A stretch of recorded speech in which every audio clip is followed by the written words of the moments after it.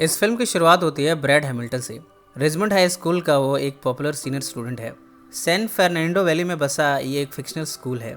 Bread final year में पहुंचने वाला है। हम देखते हैं कि वो ऑल अमेरिकन बर्गर में काम करता है। 1960 ब्यूक एलिजाबेथ कार के लिए उसने पेमेंट इकट्ठा कर लिया है। उसकी गर्लफ्रेंड भी है लिसा। वो उसे ब्रेकअप करना चाहता है ताकि सीनियर ईयर पर फोकस कर सके। एक दिन ऑल अमेरिकन बर्गर पर एक कस्टमर से उसकी तूतू मैमे हो गई है। इस वजह से ब्रैड को यहाँ से फायर कर दिया गया है। ब्रैड लिसा से मिलता है और अपनी लाइफ की प्रॉब्लम्स को डिस्कस करता है। वो कहता है कि उसे लिसा की बहुत ज़रूरत है। लिसा कहती है, मुझे तुमसे ब्रेकअप करना है ताकि मैं और भी लड़कों को डेट कर पाऊँ। इस तरह इन दोनों का ब्रेकअप हो गया है। इन सब में ब्रैड को दूसरी जॉब मिली है कैप्टन हुक एंड चिप्स पर। यहाँ एक खूबसूरत और कुछ उम्रदराज औरत आती है। वो ब्रैड के कॉस्ट्यूम पर हंसती है। जब वो ब्रैड को डिलीवरी करते हुए देखती है तब वो उसका मजाक उड़ा बैठती है। ब्रैड इन सब से काफ़ी ह्यूमिलेटेड फील करता है। इस तरह उसने इस जॉब को छोड़ दिया है।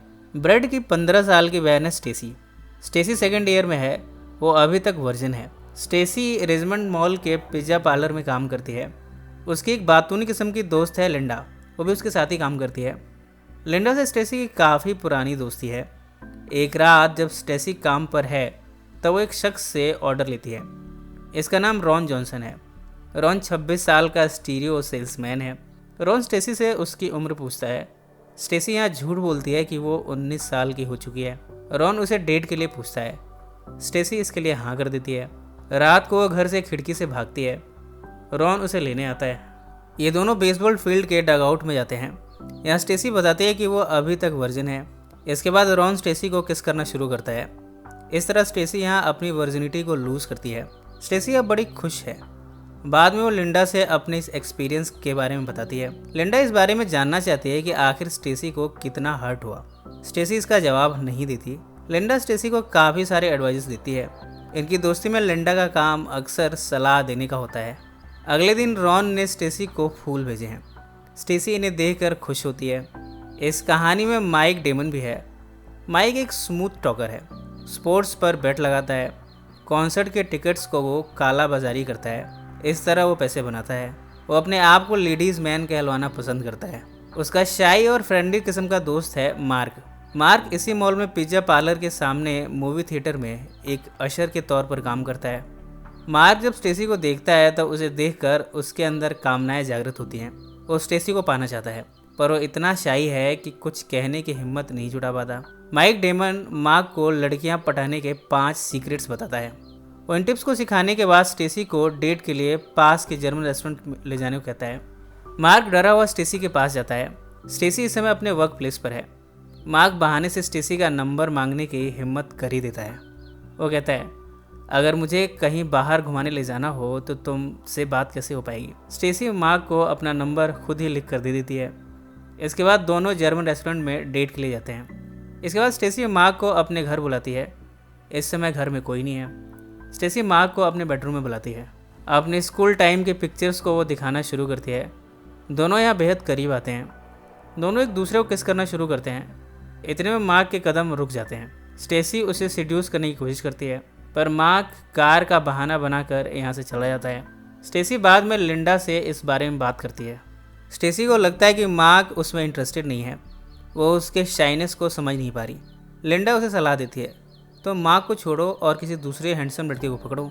एक दिन स्टेसी मार्क डेमन को अपने यहाँ पूल में इनवाइट करती है। लिंडा और स्टेसी यहाँ उसका इंतज़ार करते हैं।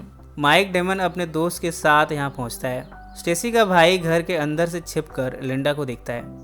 उसे देखकर आकर्षित होता है पर उससे कहने की हिम्मत नहीं जुटा पाता। खिड़की से वो लिंडा को देखता हुआ बाथरूम में बैठा हस्तमैथुन कर रहा है। लिंडा रियलाइज़ करती है कि ब्रैड उसे देख रहा है। वो बाथरूम में जाती है पर जब वो ब्रैड को हस्तमैथुन करता हुआ देखती है तब वो यहाँ से चली जाती है। इधर स्टेसी और डेमन पूल से निकलकर रूम में जाते हैं।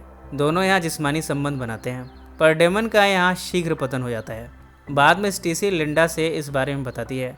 लिंडा उसे एडवाइस करते हुए कहती है कि रॉन की उम्र ज़्यादा थी इसलिए वो ज़्यादा लंबे समय तक ठहर पाया, जबकि डेमन को ज़्यादा एक्सपीरियंस नहीं है इसलिए वो ज़्यादा देर ठहर नहीं पाया। स्टेसी बाद में डेमन से मिलती है। वो बताते हैं कि वो प्रेग्नेंट है। डेमन उसे पूछता है, तुम्हें कैसे पता कि ये बच्चा मेरा है। स्टेसी कहती है कि वो डेमन के अलावा किसी और लड़के से हम बिस्तर नहीं हुई। डेमन स्टेसी पर इल्ज़ाम लगाता है कि सब कुछ स्टेसी की वजह से हुआ है। स्टेसी ने हमबिस्तर होने की पहल की थी, उसे इन सब का बड़ा शौक था। स्टेसी यहाँ डेमन को डांटती है। वो बताते हैं कि अबॉर्शन की कॉस्ट एक फ्री क्लिनिक में $150 है। वो डेमन से इसका हाफ मांगती है। डेमन मजबूरन $75 देने को राजी हो गया है। इसके साथ ही स्टेसी को क्लिनिक तक पहुंचाने की जिम्मेदारी भी अब डेमन की है। डेमन उन लोगों की लिस्ट बनाता है जिनसे उसे पैसे लेने हैं, साथ ही उनकी भी लिस्ट बनाता है जो उसे कर्ज दे सके। वो सबको फ़ोन लगाता है पर $75 अरेंज नहीं कर पा रहा। अगले दिन स्टेसी डेमन का इंतज़ार कर रही है पर डेमन यहाँ पहुँचता ही नहीं है। स्टेसी इसके बाद अपने भाई से झूठ बोलती है कि उसे अपने दोस्त से मिलने जाना है। इस तरह वो ब्रेड से राइड लेकर क्लिनिक के आसपास के इलाके में पहुंची है। छिपकर स्टेसी अबॉर्शन क्लिनिक में जाती है। ब्रेड उसे देख लेता है। वो स्टेसी के बाहर आने का इंतज़ार करता है। जब वो बाहर आती है तो ब्रेड उसे कन्फ्रंट करता है। स्टेसी उसे रिक्वेस्ट करती है, प्लीज़ मॉम डैड को कुछ मत बताना। ब्रेड इसके लिए राज़ी हो जाता है। वो जानना चाहता है कि उसकी बहन को प्रेग्नेंट करने वाला शख्स है कौन, पर स्टेसी उसे कुछ नहीं बताती।